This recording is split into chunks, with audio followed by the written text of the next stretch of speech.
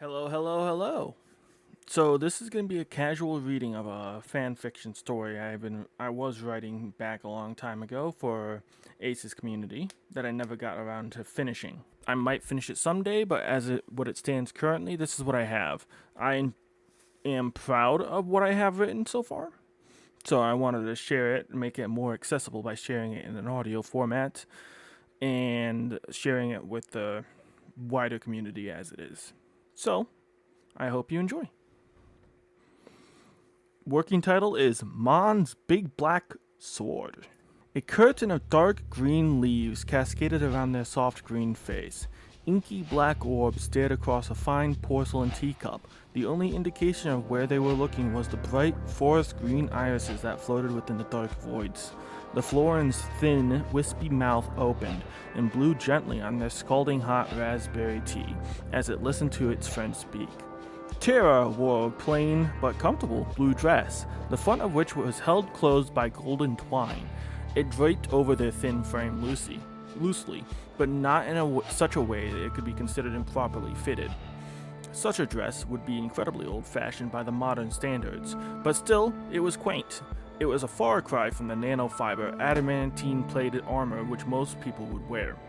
Across from Tara sat a particularly odd creature, even in this infinitely wide universe, including anything from medieval robots to gaseous cowpoke. Relaxed on the couch, recounting a mostly boring tale of a temple smash and grab, was a humanoid. He had large, pointed ears, magenta eyes surrounded by a black mask-like marking, and most interestingly enough, dark purple tentacles draping from the sides of his head. He was an Inkling. The guy, Kale, had told Tara.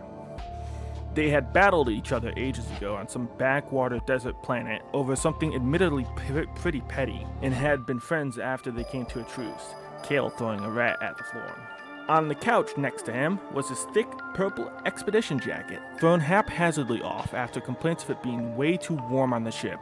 Followed after that was a pair of silver goggles that looked like they were for skiing, for a similar reason.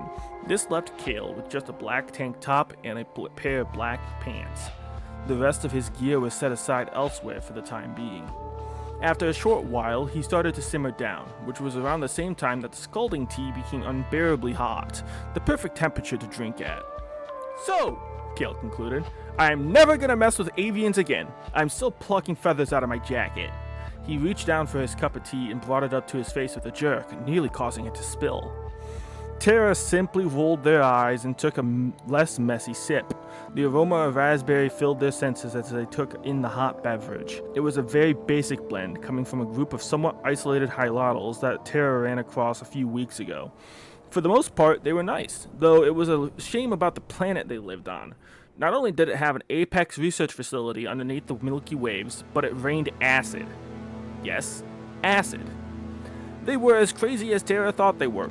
However, they were more than willing to deal with a Florin, and surprisingly enough, an Arctic explorer by the name of Vokuro decided to join them. Crazy people. Tara was pulled from their ruminations by Kale, setting his cup down in a hurried manner before attempting to fan his tongue. "Oh, it's too hot, he cried with a lisp. Tara shook their head. "Of course it is! I poured it for you a few minutes ago," they exclaimed. "You really expected it to cool down in just a few minutes?" They were used to this nonsense. Had to get used to it, really, considering just who it was they were talking to. The Inkling had a habit of doing some quite reckless things, for example, fighting a Florin over a shiny thing that they found. So it was no surprise that dealing with Kale became a very consistent pastime. However, in the same vein, it was very entertaining to see him get sent back to his reconstructor after he does something stupid, such as attempt to base jump off of a massive temple without a parachute. No one could stop laughing when he beamed back down onto the planet with the most foul look on his face. He insisted that he was going to land in the water at the bottom of the temple. No one felt it necessary to tell him that the water was just a painted mural to some long-forgotten water spirit. Oh, how the little things get left out. Kale had finished his panting and pained whines after a bit, all the while Tara enjoyed their tea. Kale clasped their hands together before pointing to something behind Tara. "So, who's the new Florin?" he asked, raising. Tara set the cup down and turned around just to see who Kale was talking about. There, by the door leading out of their kitchenette lounge, the two were talking in was a brown florin with dark cyan leaves on their head. They were leaned against the wall, casually sipping away from a beverage can while chatting away with a tan-skinned human with blonde hair, wearing a gray protectorate uniform. The two seemed to be too deep in their conversation to notice the attention Kale and Tara were giving them. Tara sighed and pinched the place where the bridge of her nose would have been. Excuse me. Kale set his chin on his clasped hand. What's up? Tara released the non-nose and took a breath in. That's Mon, my bodyguard, Tara stated plainly. Giving Tara an inquisitive look, Kale asked, why do you seem so reserved about... Hey, what are we talking about? Came a new voice from behind Kale. Tara and Kale turned to the new person who walked in. He, too, was another Florin.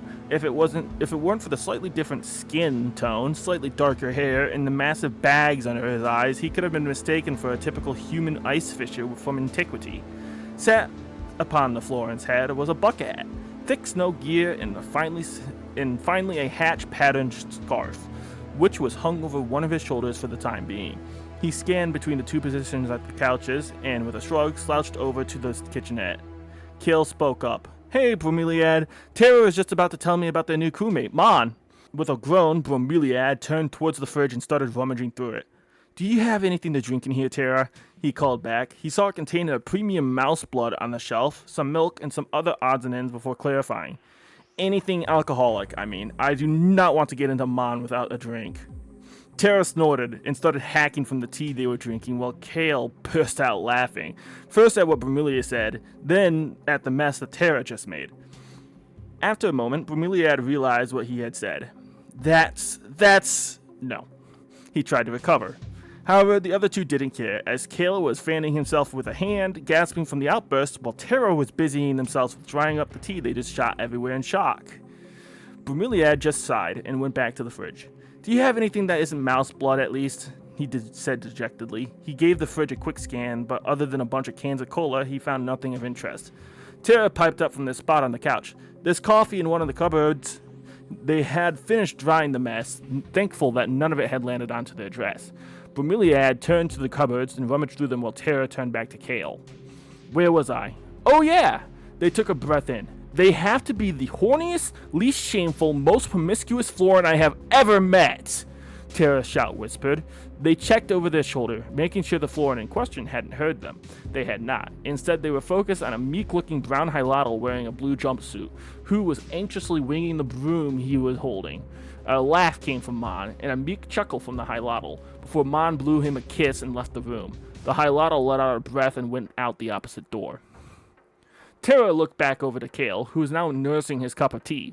See what I mean? They flirted with everyone at least thrice, including myself, are constantly trying to get with anyone we meet while out, and they broke up with the Arctic explorer that I hired after they were dating for a week. They put their head in their hands and shook it. Kale set down his cup and then let loose an obnoxious laugh. Man, I would have loved to see the mess go down. Oh, and get this. The very next day, I overheard them say, "Feeling good." Tara paused for a moment, then in a more desperate voice finished, "Despite it all." Kale cackled a bit, slapped his leg. So Mon broke up with the other dude, right? He follows up, because they think Rokuro broke up with them. Tara interrupts Kale. Both Kale and Bromeliad let out a quiet, oh, allowing silence to reign for a moment. Kale broke the silence as Bromeliad sat down on the couch next to him. Yeah, this is getting interesting. Bromeliad followed up. It does kind of depend on why they broke up, though. He took a big, long gulp out of his massive coffee cup and let out a satisfied sigh. Thanks for keeping the good coffee stock, Tara. No problems, they waved it off. But they broke up on the job, while we were trying to protect the facility. Okay, what? Wow. Bromeliad and Kale reacted at the same time. Kale continued. This is literally just the space sticks, he exclaimed, throwing his hands out for emphasis, nearly knocking Bromeliad's coffee out of his hands. They were together for about a week after Rokuro approached Mon and started flirting them up. Apparently, Rokuro just has a thing for Florins. Tara continued on about the promiscuous crewmate. Well, they're together for about a week before sometime on a mission, Rokuro told them that they were done. Wow, no professionalism at all? Kale questioned. Did he at least learn why they broke up? Terra moved to pour themselves a new cup of tea. Yeah, turns out that Rokuro wasn't comfortable with Mon flirting with everyone after they got together. Properly together. They set the teapot back down and brought the cup up to their lips. Bromeliad looked at them with a flat expression. He seriously thought that the promiscuous Florin was going to stop being promiscuous after they entered a serious relationship. Apparently so, Terra sipped. He threatened to end the relationship if Mon didn't stop, and Mon called the bluff. Kira leaned back and stretched. They seem to be taking it pretty well, judging from the looks of it, he yawned out. Real trooper they are. Hey, wait, Bromeliad spoke. You told me this story while we were hunting corrosive doomworms with Mon. A grin crept up on Terra's face. Oh yeah, that's when we found out Mon had a big black sword. It was Kill's turn to spit out his drink in shock. Terra and Bromeliad shared a laugh at his expense while Terra passed him a towel to clean up with. He was not as lucky with his spit take as Terra had been, with some of it dribbling down his chin and onto his chest. Son of a... Jeez, give me a warning next time, jeez! He tried to wipe up the mess he had made, but it was in vain. Bromeliad managed to stem his laughter for a moment. I think you should share a bit more of the story with him, Terra, he said, taking a moment to catch his breath. Terra was fanning themselves, recovering from the recent uproar. Oh, yeah. Where should I start? They asked. Bromeliad thought for a moment. How about from when we first set foot under the research facility? He proposed. He then went to take a drink of coffee, but found his mug empty. While Bromeliad stood to get more coffee, Terra adjusted himself. So, around 2 weeks ago, Mon, me, and Bromeliad were gearing up to hunt some corrosive doomworms. 3 weeks ago, Arctic Research Facility. Some Barkwater planet. Booney Star System. Bumfuck Novair Nebula. Somewhere deep underground, 3 people walked through a frigid cave of permafrost and ice. Their boots crunched the snow underfoot as they maneuvered around dangerous pits, crystals, and massive pools of standing liquid. The frozen air caused their breath to be visible, however they could not feel the oppressive chill because of their portable EPPs. The same devices lit up the massive cavern, allowing them to see in a wide circle around them, but not bright enough to see the ceiling, nor the opposite wall. The bright light refracted through beautiful crystal formations, causing a range of colors to shine around them, adding color to an otherwise dark cave. Bromeliad trotted up from behind Terra, falling in step with the fellow Florin. So why did you bring me along to hunt some more doomworms anyways? He asked them. Terra had filled him in about the doomworm infestation on the way down to the caverns earlier, and asked for his assistance with dealing with the issue. Well, I'm happy to help you with the problem. Do you not have a crew to help you with this kind of thing? He indicated back towards the third member of their party, Mon, who was busy inspecting a particularly bright glowing crystal. Terra shrugged. Yes, but as it is, Mon is the only competent crew member I have, they grumbled. The only other one is the Arctic Explorer, but he and Mon can't work together without fighting and causing Mon to run off crying. The two reached a dead end. The tunnel they were in stopped abruptly at a flat wall.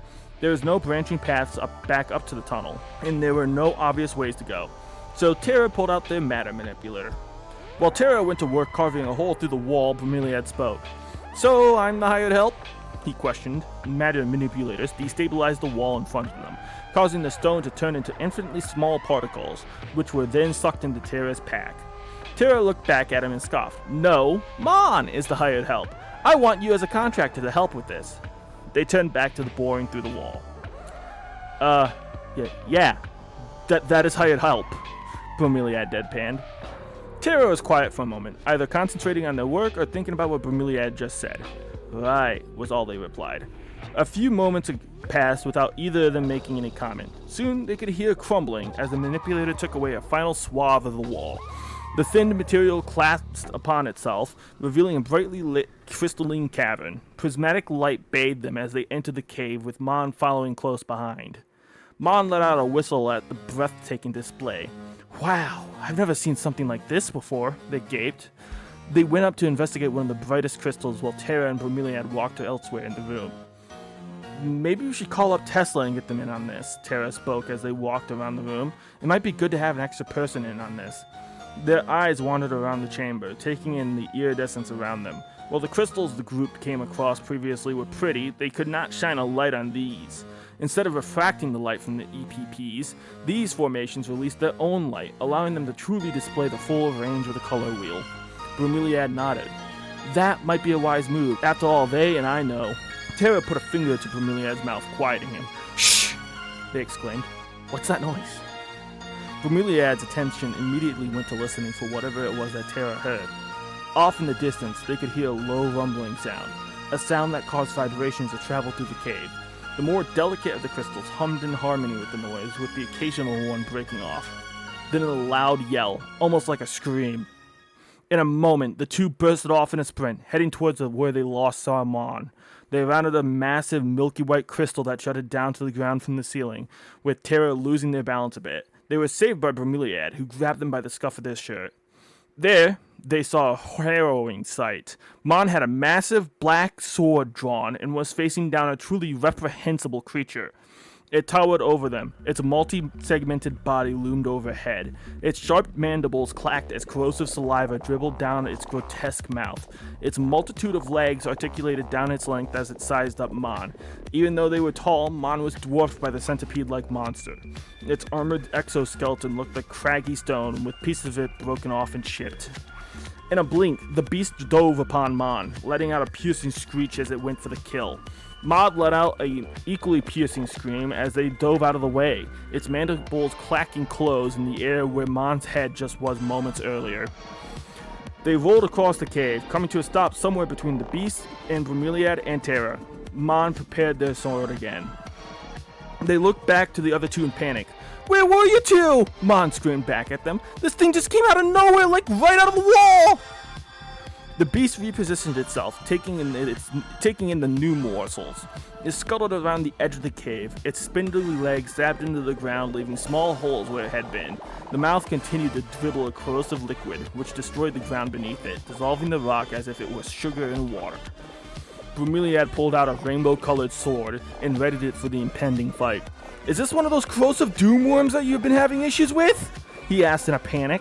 Terra unsheathed a large black helix blade with a golden point from their back before dropping into a guard. "Yes, it is," they responded. They shifted their weight, keeping track of the beast as it clambered up a wall. "Bromeliad, watch my back. Mon, stay on the flank of it. We can't let it get away." With an affirmative hum and a nod, the two split off from Terra. The beast reared onto the back half of its legs with a screech and lunged at the plant. Terra let loose a war cry and raised their weapon to a guard, catching the monster's mandibles with their sword. The mandibles caused a loud metallic screech to sound through the cave as the solid rock-like appendages locked around the mystical weapon. Purple sparks shot from the impact, showering the plant in miniature stars. Green saliva dribbled from the beast's mouth, splattering both the floor and their weapon in corrosive liquid. While the weapon was fine, having been forged from materials long since forgotten, the living shrub was less so. The acidic substance began dissolving through the EPP's projected shield. Even though the shield was able to hold up against the fiery depths of planets' cores, defend against the radiation thrown off from stars, and insulate from the most frigid of colds, the acid sliced through it like a scalpel through flesh. Soon, it started searing their planty skin, the smell of carbonized plant matter reaching Terra's nose around the same time the burning sensation reached their brain. Stars lit up their vision as a loud ringing noise filled their ears. Mon stood ready, their thick, long sword readied in their hands. The sleek metal sheened in the prismatic light of the cave, the glistening steel sharpened to a fine edge ready to attack at a moment's notice. The beast lunged, then Terra's deafening screams filled the cave. The piercing sound caused Mon to flinch, however they remained steadfast. Powering through the ear-splitting screech, Mon leaped forward with a scream of their own and plunged their sword between two of the monster's rocky armor plates. The Doomworm released its hold from Terra's sword in an instant. Recoiling from the weapon in its back, it stumbled backwards, causing Mon to lose grip on their sword and fall to the ground. Looking up, Mon's eyes widened as they witnessed the rocky carapace of the creatures fall towards them. With a yip, they narrowly avoided the monster as it crashed to the ground, its armor sending ice and debris into the air. Bromeliad watched in horror as his friend dropped to the ground, writhing in pain from the acid. Straight through the EPP, he thought in dawning horror. He quickly switched his rainbow-colored sword for a safer, ranged option, a rocket launcher. He readied his weapon, acquired a sight picture on the centipede, then with a couple of rapid squeezes, he launched 2 bombs towards the Doom Worm, which was struggling to right itself. The first shot was dead on, detonating on the creature's softer underside in a brilliant flash and a loud boom. However, he did not account for the recoil from the first shot, causing the second shot to be launched into the ceiling, where it detonated against one of the crystals hanging from the ceiling. The explosion rattled the formations where it hit, causing large cracks to travel through the structure. The insectoid roared from the pain and writhed as it attempted to right itself once more. It rocked back and forth, its shell digging into the frozen ground and causing the sword lodged in its back to sink in deeper and deeper, tearing through the soft flesh between the armored scales. After much struggling, the abomination managed to roll itself over, its sharp legs stabbing into the permafrost as it regained purchase on the slick ground. It rounded itself on the defenseless Mon, who was still on the ground. Mon looked up in abject horror as the Doomworb's mandibles clacked with hunger. Corrosive saliva splashed through the floor as it reared.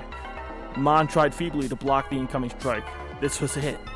A loud crack filled the air, followed by a crash. Mon opened their eyes slowly. They were still alive? Their eyes locked to see where the Doomworm was. However, they were only met with the broken base of a prismatic stalactite. Drilling their eyes downwards, they find the previously looming insectoid, its head now impaled upon the colorful rock. Its blood and viscera sizzled as it dissolved the spike, as if it were one final stand. Mon stood from where they were sitting and scanned the cave. Trenches and pot marks covered the ground from the beast's thrashing, with the occasional pool of quickly disappearing acid, making the hazardous cave all the more dangerous.